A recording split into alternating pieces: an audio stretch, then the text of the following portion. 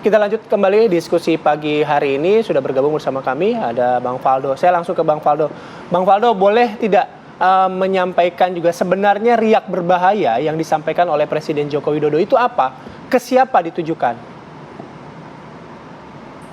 Ya, kita tahu hari ini kan kita sedang memasuki tahun politik, Mas Bayu, Mbak Ratih, bahwa memang sebuah konsekuensinya banyak sekali hal-hal yang dianggap sebagai sesuatu yang ya menjadi perdebatan, menjadi asumsi, menjadi cocok logi gitu, sehingga apapun yang terjadi di tahun-tahun politik seperti ini pasti ada dikaitkan dengan politik. Nah, tentu berbicara tentang politik gitu ya, tentang tahun politik, kita tahu bahwa kita punya banyak tantangan ya, walaupun kemarin kita juga sama-sama mendengar beberapa statement dari Bapak Presiden, dari para pimpinan partai, menyatakan bahwa kita nggak sekali ini nih pemilu. Jadi memang kita tetap sama-sama menjaga Mas Bayu dan Mbak Ratih terkait bagaimana kita menghadapi pemilu yang tetap independen, jujur. Kita juga tidak ingin ada politik adu domba, politik pecah belah, karena kita sudah punya tantangan yang lebih baru, tantangan yang lebih berat ke depan, sehingga kami kira itu menjadi concern Bapak Presiden yang mungkin minggu lalu Pak Presiden bilang, saya mungkin untuk kepentingan bangsa dan negara, saya akan mencoba terlibat bersama masyarakat. Urusan partai politik adalah urusan pilpres, copres-capres beliau tidak ikut, tapi ketika calonnya sudah sampai di KPU, beliau akan bersama dengan masyarakat. Pak Presiden akan bersama dengan rakyat. Kira-kira gitu, Mas Bayu dan Mbak Ratih. Oke, tadi kalau apa yang disampaikan Bang Faldo begitu, saya belum dapat riak berbahaya yang dimaksud secara spesifik itu apa? Apakah tadi salah satunya politik adu domba dan apa yang ingin disampaikan sebenarnya oleh Presiden Joko Widodo? Kita kan tahu bahwa ketika pemilu kita sudah menghadapi beberapa yang kemarin itu ada tantangan seperti politik adu domba, politik identitas, hal-hal yang membuat kita tidak nyaman lah dalam menjalankan pemilu gitu, Mas Bayu. Dan tentu itu berbahaya ya. Saya kira itu bukan sesuatu yang bisa dianggap isapan jempol semata ketika kita melihat bagaimana polarisasi terjadi. Dan kita tahu hari ini kita juga menghadapi banyak isu terkait demokrasi, banyak kritikan terhadap demokrasi, ada tren di dunia mengatakan terjadi democratic backsliding. Sementara kita sebagai negara dengan demokrasi yang sangat besar, yang cukup dihormati dari berbagai macam negara di dunia, tentu kita harus menjaga ini semua, Mas Bayu.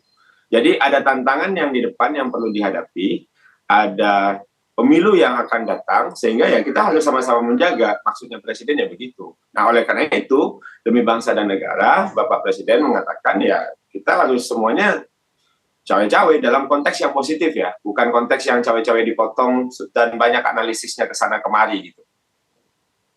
Bang Faldo, tadi kalau dari Bang Rey tanggapannya ini sebenarnya beberapa kategori untuk riak-riak yang mungkin bisa membahayakan. Yang pertama, penyelenggara pemilu tidak netral atau peserta pemilu ini yang juga tidak sabar dan lain sebagainya. Memang bentuk dari riak yang membahayakan? Termasuk pemerintah yang tidak netral. Termasuk pemerintah yang tidak netral. Bentuknya seperti apa sih? Apakah memang yang tadi Bang Rey menyatakan 3 itu juga termasuk di dalamnya?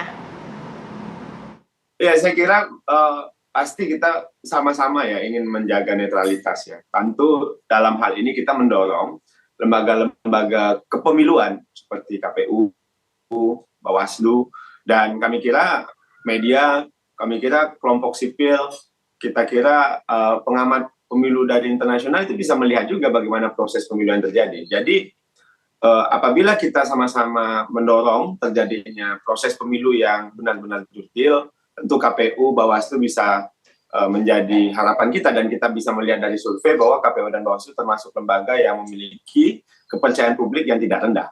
Jadi tentu untuk masalah netralitas ini itu adalah dengan cara kita mendorong lembaga kepemiluan itu bisa bekerja secara optimal. Terkait asumsi misalnya ada pemerintah yang tidak netral atau misalnya ada penjagalan sana-sini, ya itu biasa saja kami kira di dalam tahun politik seperti sekarang gitu. Tapi memang akan selalu kami berusaha jawab untuk memberikan bahwa nggak begitu sebenarnya gitu. Ada yang kemarin Haji Deni misalnya mengirimkan surat berseri-seri gitu untuk mengingatkan. Kami kira pengingatan ya nggak masalah kok. Ya, namanya juga kita mengingatkan gitu ya. Tolong pemerintah memastikan itu nggak masalah gitu. Ketoh kita negara yang demokrasi, kebebasan berbicara itu diakomodir di Republik ini dan itu sesuai konstitusi gitu. Nah makanya dalam hal itu ya kita sama-sama menjaga. Pak Rey sebagai kelompok yang juga selalu kritis gitu, civil society dan juga media, KPU, Bawaslu ya kita dorong bekerja secara optimal, Mbak Rati dan Mas Bayu gitu. Karena ini nggak bisa dielakkan gitu. Mau kita bilang bahwa setiap kejadian yang ada itu pasti akan memberikan telaahan politik dan itu dampak politik gitu. Jadi ya ini adalah tahun di mana ya mungkin riak-riak itu bisa muncul gitu. Ya dengan segala perdebatan dan dinamika yang ada, mau nggak mau ya kita harus hadapi itu. Tapi sebagai sebuah bangsa, sebagai sebuah negara, tentu kita sama-sama menjaga perdebatan-perdebatan. Kami kira nggak masalah lah. Maksudnya itu biasa aja di negara demokrasi dan justru lebih bagus ya. Apalagi dengan ada substansi yang dibawa oleh masing-masing partai politik, masing-masing kandidat, atau bahkan pemerintah yang menjawab apa yang menjadi keresahan pada calon nantinya gitu. Kira-kira begitu, Pak Latif, Mas Bayu. Langsung ke Bang Rey. Kalau dari 3 kategori tadi Bang Rey sampaikan, yang 2 penyelenggara pemilu dan pemerintah tadi sudah dijawab oleh Bang Faldo begitu ya. Dan apa yang disampaikan oleh Bang Faldo rupanya kan mengerucut pada Ngujinya kan sebenarnya sederhana, Bung. Iya, Nguji itu sebenarnya sederhana. Gimana? Seperti apa, Bang? Bisa nggak Bawaslu memeriksa langkah yang dilakukan oleh Presiden kemarin, satu, menghadiri Rakernas salah satu partai. Itu Rakernas loh ya. Oke. Itu internal banget di urusan partai gitu. Satu. bahkan seorang kader pun Bahkan itu Rakernas, bahkan anggota biasa aja nggak ikut itu. Kan kira-kira gitu. Kalau Rakernas kan, Pak Presidennya memang pimpinan partai, unsur pimpinan partai, kan bukan. Gitu. Yang kedua, dan itu dilakukan dari kerja kan. Nah yang kedua adalah Pak Presiden membuat simbol yang menggambarkan salah satu simbol partai.